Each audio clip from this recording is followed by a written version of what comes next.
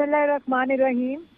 मैं ये एहतजाज बिल्कुल वैसे ही देखती हूँ जैसे 2014 में डी चौक पे कब्रें खोदी गई थी, सुप्रीम कोर्ट के बाहर गंदे कपड़े लटकाए गए थे, जला दो मार दो, पुलिस वालों के सर फाड़े गए थे, ये मुल्क शहर बंद कर दूंगा, वो शहर बंद कर दूंगा, 4 हल्के खुले तो अंदर से खोदा पहाड़ निकला चूहा।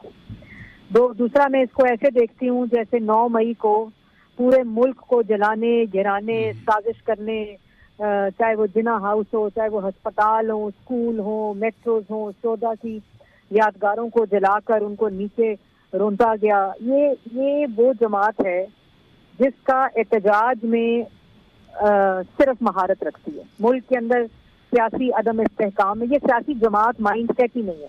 मतलब वो सियासी जमात हो सकती है जो एक ही इलेक्शन हो, एक ही इलेक्शन कमीशन हो, तो कहती है खैबर पख्तूनख्वा में ये इलेक्शन कमीशन की कारकर्दगी सबसे बेहतरीन है और शाहबाज देती है।